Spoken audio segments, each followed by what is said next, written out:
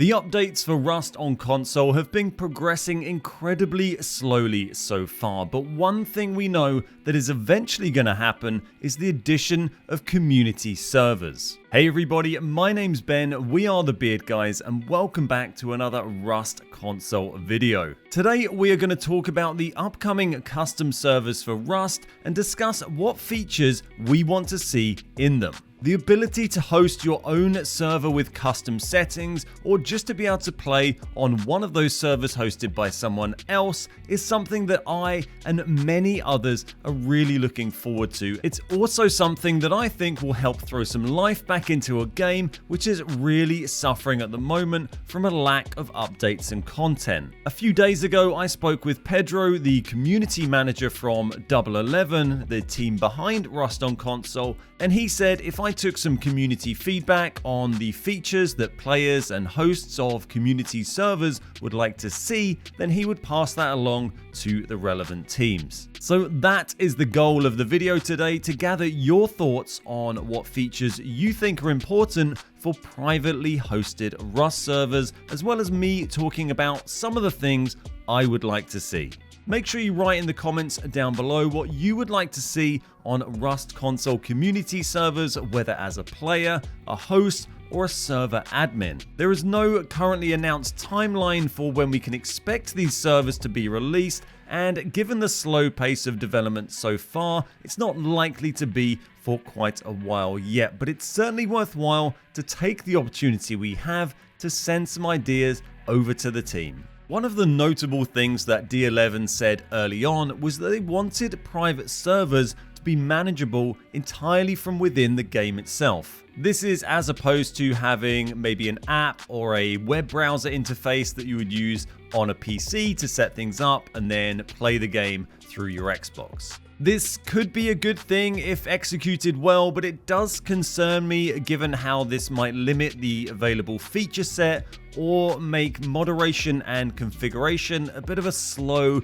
and tedious process. Anyone who's hosted private servers on most games will know that it's often easier to set things up on a computer in a web browser where you've got a mouse and keyboard, rather than trying to struggle through a series of menus and tedious amounts of typing on a controller. It can work for really simple things like a very standard Minecraft world or something, but for complex worlds and multiplayer environments, I'm kind of worried that it might not really be the best approach. Personally, I don't really see it as much of an advantage to have server hosting options all available only in the game itself, and would be perfectly happy using a web interface or a PC app to manage these things. They did say we can expect the feature set to not have everything that is available on PC, and as console players, we should probably be used to getting that kind of service, but hopefully we don't see things scaled back too much. From a hosting perspective, they need to ensure that a whitelisting system is available for joining rather than just using a password. Password protected lobbies are a pain in the ass and have a ton of problems with them.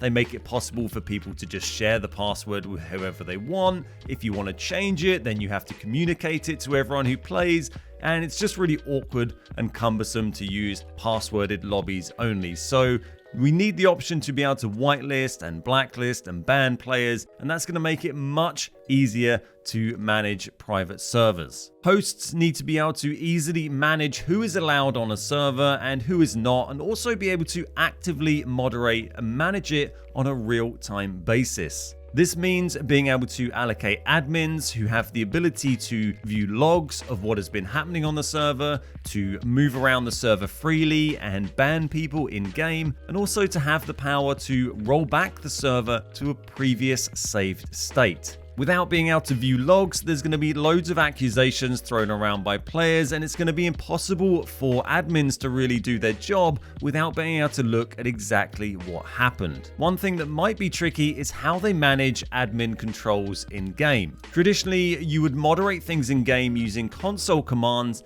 and anyone who had to do this on an Arc server on console knows that doing this without a keyboard for inputs is an absolute pain in the arse. So they either need to make a nice interface in game that admins can use to easily select the options they need, or they need to enable keyboard support for those kind of things. So that's a few thoughts on the admin and moderation side of things, but of course what most players are probably interested in are the possible customizable features that we might see on community servers. The thing I see said the most from people who want custom servers is that they want to play with team size limitations, and whilst this does need to be a configurable option to limit team sizes, it's really going to be active and attentive moderation that's going to make these servers possible. Even if your team size is set to be no bigger than 3 players, there's nothing to stop 2 groups of 3 just working together